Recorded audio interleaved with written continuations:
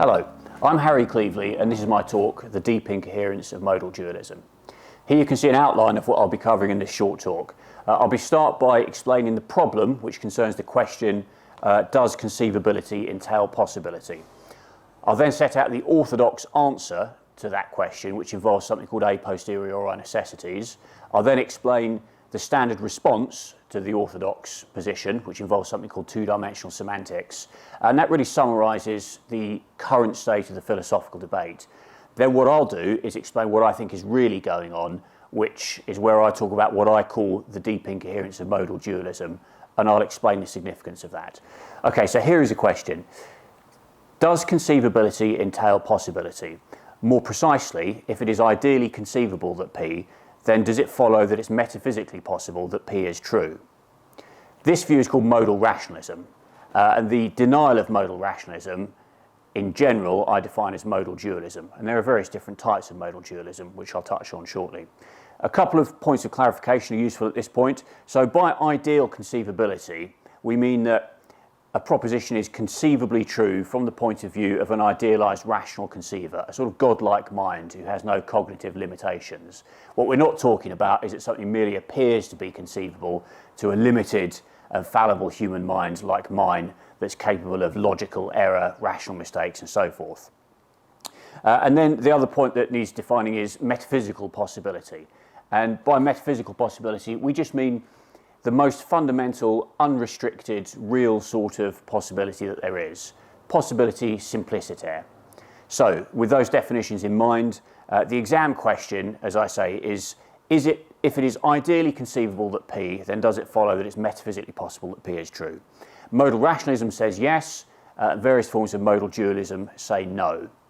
Why does this matter? Well, it matters because in metaphysics, we often want to draw conclusions about the possibility of a scenario from the fact that it's conceivable. And the most famous example of this, of course, is David Chalmers' zombie argument against physicalism.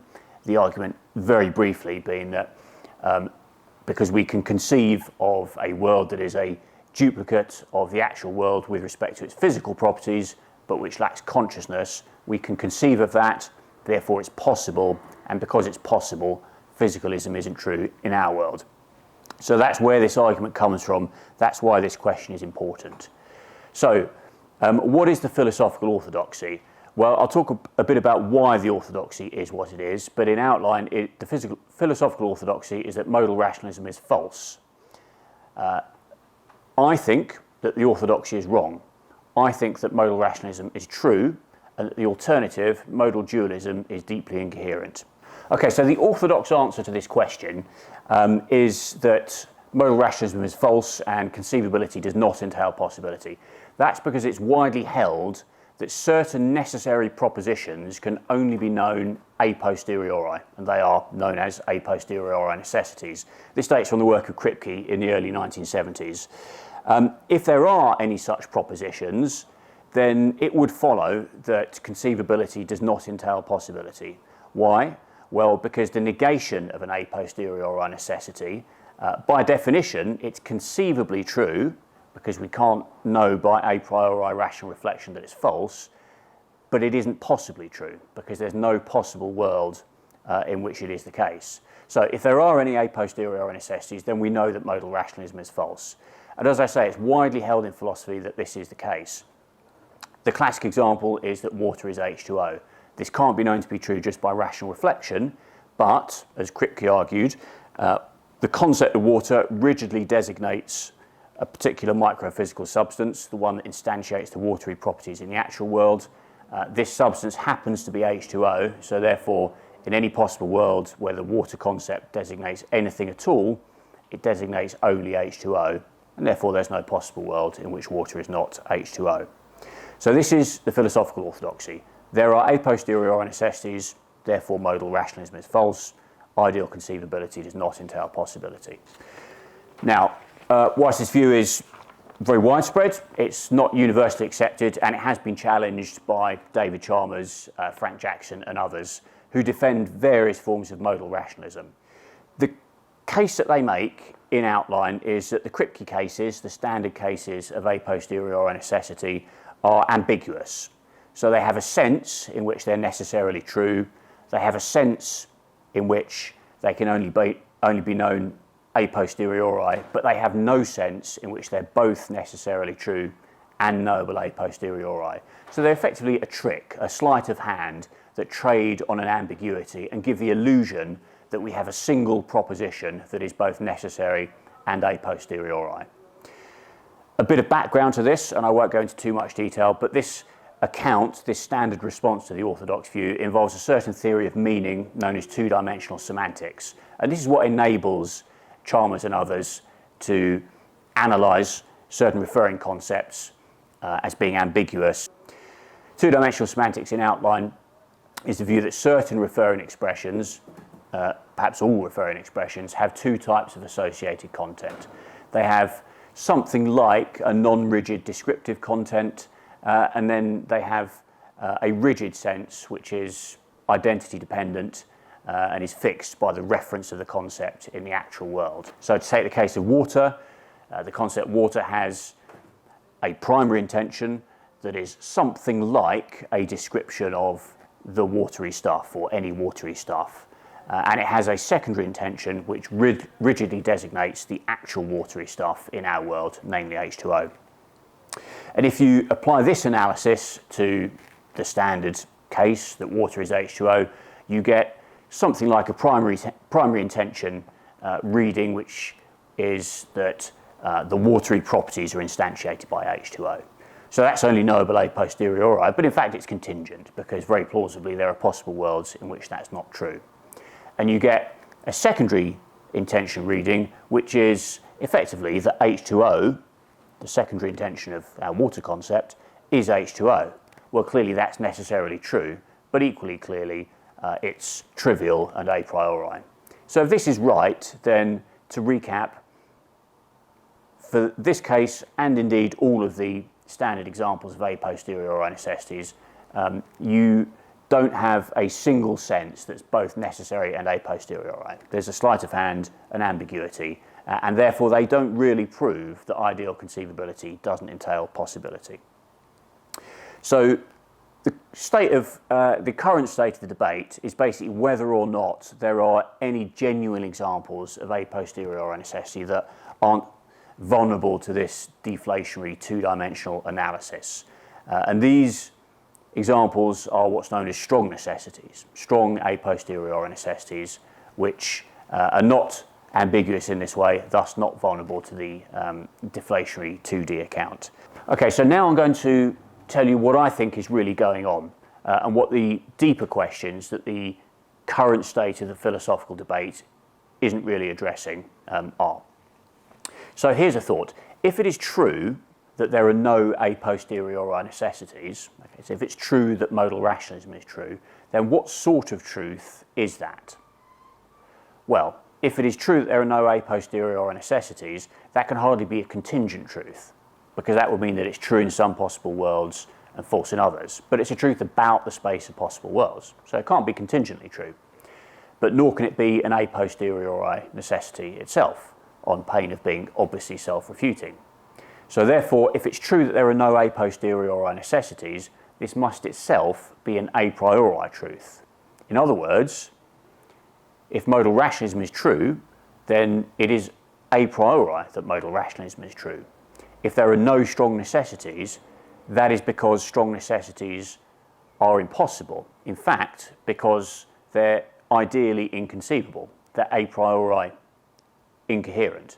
Now that might seem a slightly extreme or surprising position, because it is widely thought that there are a posteriori necessities. Well, then how can they be incoherent? But in fact, that's exactly what I think. And I will argue that the very idea of a posteriori necessity is deeply incoherent.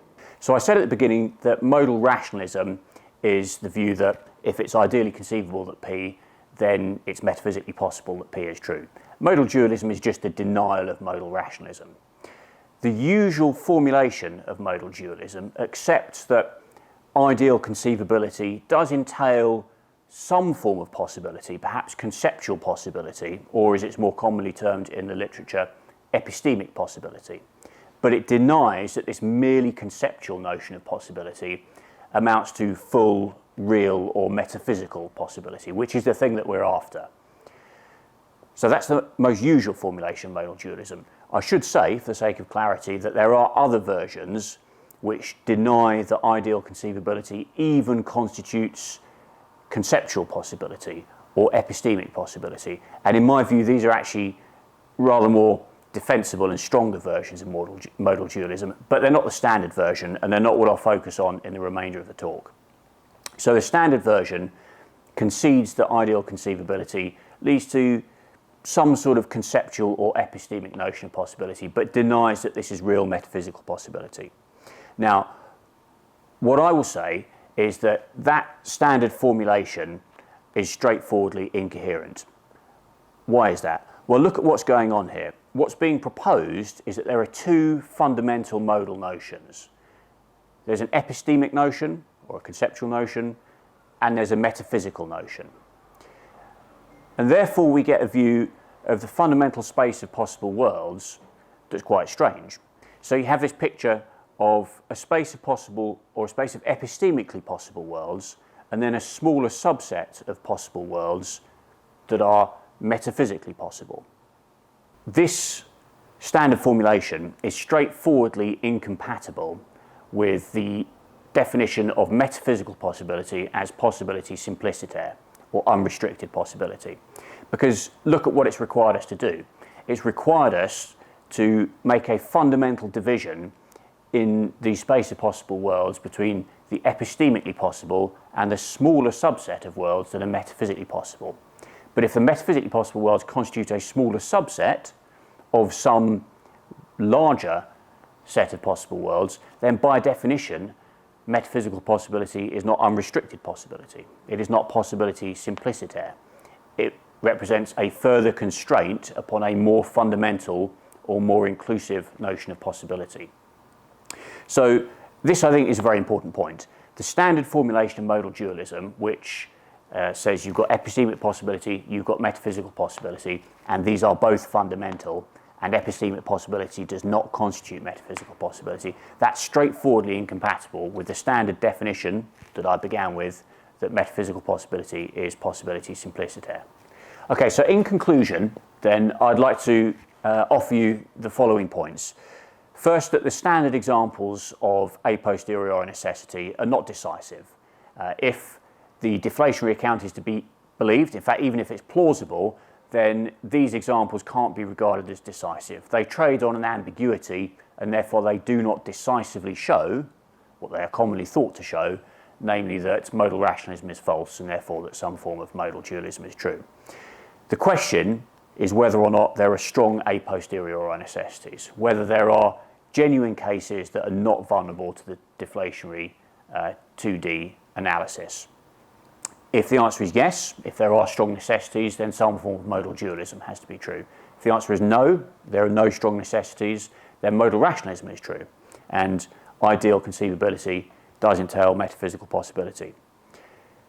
However, my view is that it is an a priori truth that there are no strong a posteriori necessities, because the view of modality that this requires, the division of the fundamental modal space into epistemically possible worlds and metaphysically possible worlds, is deeply incoherent.